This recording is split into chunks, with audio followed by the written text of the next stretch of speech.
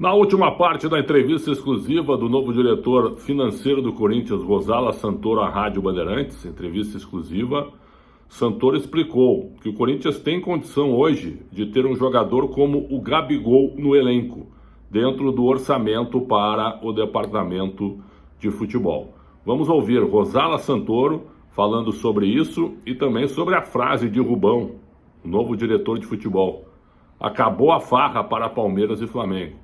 Será que ele veta contratações que fogem do orçamento? E como fica o financeiro com essa frase? Acabou a farra para Palmeiras e Flamengo. Vamos ouvir Rosala Santoro, começando sobre Gabigol dentro do orçamento corintiano. Em entrevista exclusiva à Rádio Bandeirantes, comigo, com Ricardo Capriotti e João Paulo Capelanes. Acompanhe.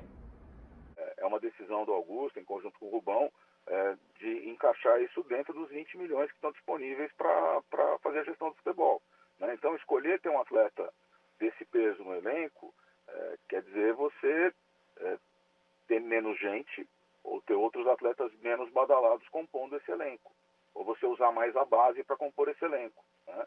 Mas ali, o X da questão falar, poxa, eu respeitando o teto de 20 milhões, isso está dentro do que a gente tem condição de colocar em campo.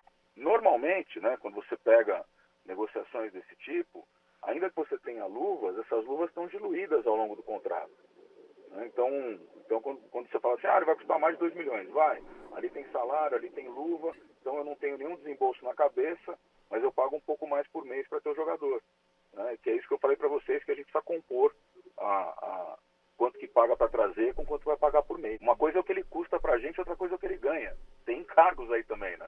Quando o departamento de futebol lá com o Rubão, não sei quem é que vai ser o executivo, e com o Augusto como presidente, se eles vierem com o nome imposto para ti, nós queremos contratar o fulano, e tu enxergares que não há condição financeira para isso, você vai vetar ou você vai concordar com o clube porque o Corinthians é um clube de futebol? A primeira coisa é que eu não tenho direito de veto, né? O que eu posso tentar ali de fato, mostrar para todo mundo que não é a melhor decisão para efeito de finanças, né? E o que eu posso te dizer também é que, cara, o que trouxe a gente aqui foi esse comportamento. A gente está nessa situação exatamente porque a gente foi avançando a régua em contratações que, infelizmente, não deram o resultado esportivo que era delas esperado. Atribuem essa frase ao Albert Einstein, né? Depois assim, cara, só um louco acha que vai ter resultado diferente fazendo a mesma coisa. Então, se a gente não tiver uma ruptura com esse modelo,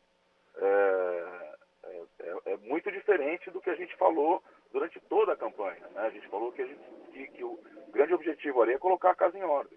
Colocar a casa em ordem passa por revisitar comportamentos, revisitar dinâmicas, revisitar processos, né? Revisitar combinados e refazer tudo isso, né? Então, a resposta é sim. Ainda que eu não tenha poder de veto, eu tenho o dever de influenciar nessas decisões, principalmente quando elas colocam Caixa em risco. Qual é a possibilidade desse acordo com a Caixa vingar e como o Corinthians, esse modelo que foi apresentado pela chapa Renovação e Transparência, era um modelo factível de se pagar a Neoquímica Arena? É um modelo factível. A proposta que foi feita, ela tem parte... E estou te falando a proposta que foi feita do que eu ouvi na mídia, tá? Eu não vi essa proposta durante as reuniões de transição. Então, estou contando para vocês do mesmo jeito que eu ouvi dos meios de comunicação. Essa proposta ela era composta por um pedaço na forma dos name rights, né, entregando os name rights em definitivo para a Caixa, com valor de 350 milhões, e outros 350 milhões em forma de um fundo que o devedor é o Tesouro Nacional e a Caixa é administradora desse fundo. Sim, é uma proposta que pode funcionar, tá? Uma proposta que, ao que consta, foi apresentada para a Caixa e que já teria sido aprovada nos comitês da Caixa, mas que faltaria ainda passar pelo Tribunal de Contas da União, né, o TCU, e pela Controladoria. minoria, que é a CGU. E se der certo, soltaremos rojões todos juntos, porque vai ser um grande negócio para o clube. Ele troca uma dívida de 700 milhões, no fundo, por uma de 100 milhões, né? Que é quanto aproximadamente vai custar a compra desse fundo para dar como parte de pagamento. Não tenho, nas reuniões de transição, esse assunto, o status estamos aguardando o posicionamento da Caixa, a proposta foi feita. Você acredita que a Caixa abraçaria essa proposta se ela efetivamente acontecer do Corinthians? Ela tem um grande motivo para abraçar, né? Que quando você olha a inadimplência, assim, tudo isso chegou nesse ponto também porque a gente não pagou o que a gente contratou, né? Então aquela dívida que lá atrás começou com 400 milhões, ela depois a gente pagou mais ou menos 240 milhões, acho que foi isso, 240 milhões. E a gente está sentado em 700 milhões de dívida, não tem jeito, né? O juro composto ele é cruel. O motivo para ela aceitar é que isso deve estar lançado em prejuízo lá no banco, né? Então, a recuperação desses valores, ela pode fazer sentido para a Caixa. Você compor isso e você tirar esse prejuízo do balanço, ele faz muito bem para o balanço, né? O resultado entra inteiro quando você for demonstrar seu resultado do ano. A grande questão para mim é se ela vai aceitar mesmo os títulos que estão sendo oferecidos lá como parte de pagamento. Eu acho que esse é o ponto de interrogação que fica. Se ela aceitar, e são títulos que são devidos, né? São devidos pelo Tesouro. Então, em algum momento, ele vai pagar isso. Então, ele pode pagar isso para a própria Caixa, né? Como eles estão dentro do mesmo guarda-chuva, né? Semana passada, e certamente você acompanha a repercussão, o Rubão deu uma entrevista para nós aqui e ele usou a seguinte frase, abre aspas, acabou a farra para Palmeiras e para Flamengo. Pelo cenário que você está vendo, acabou mesmo pelo aspecto financeiro? Essa é saia justa, né? Mas vamos lá. O papel dele, o papel do Augusto, é me puxar. Sim, eles vão sempre querer colocar o melhor time possível em campo. E eles estão certos. Tá? E o meu papel vai ser, como eu falei para vocês, do lado da influência, trazer isso para a realidade. O que eu concordo com o Rubão, o Corinthians tem dinheiro suficiente no futebol para montar um time que faça frente aos seus principais rivais. Tá? Isso ele tem. Ele tem o quarto maior orçamento do país. A questão do acabou a farra, eu acho que ela tem tudo a ver com a gente voltar a ter um time competitivo que brigue por títulos, né? E isso a gente vai colocar o que precisar de gota de sangue e suor em campo para fazer acontecer, né? Então, posso garantir para vocês que eu estou junto com ele nessa.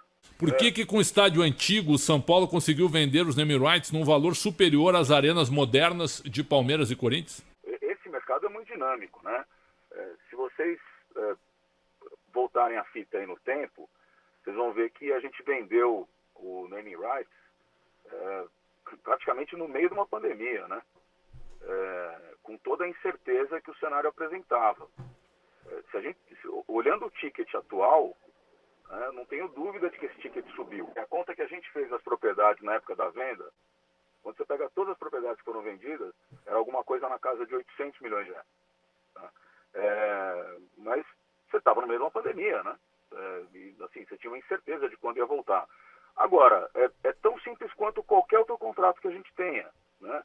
Se existir hoje uma proposta melhor no mercado e você tem uma multa rescisória que possa ser encarada dentro de uma nova proposta, é questão de buscar uma alternativa e eventualmente trocar, mas o mercado mudou. Hoje você tem arenas e você tem estádios lotados, né? Você tem o Corinthians não tinha 40 mil pessoas em tudo quanto é jogo, lá antes da pandemia, em 2019. Né? A gente, aliás, muito pelo contrário, a gente tinha um terço. Um terço de jogos com 40 mil, um terço com 30, um terço com 20. Né? A mesma coisa vale para o Morumbi, né? O Morumbi também está lotado. Então você tem uma outra realidade de mercado e, obviamente... Este Rosala Santoro deixando muito claro como que ele pretende determinar as coisas no financeiro, mas sabendo que o Corinthians é um clube de futebol para viver dentro da sua realidade e trabalhando em conjunto, com responsabilidade, com os homens do departamento de futebol. Lembrando que essa entrevista foi antes da publicação do Matias Rojas, reclamando da falta de pagamento de direitos de imagem e da nota oficial do atual presidente e que está se despedindo do William Monteiro Alves sobre dívidas com jogadores e ex-jogadores. Essa entrevista foi antes, por isso que não houve, evidentemente, uma pergunta a respeito desse assunto. Mas, numa nova oportunidade, evidentemente que haverá. É isso. Canal Pretes FC no YouTube. Muito obrigado pelo carinho e pela audiência. Um grande abraço e até a próxima.